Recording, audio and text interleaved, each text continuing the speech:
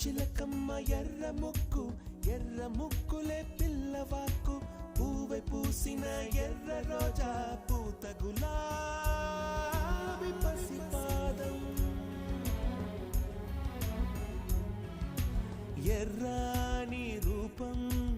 ఉడికే కోపం ఎర్రాని రూపం ఉడికే కోపం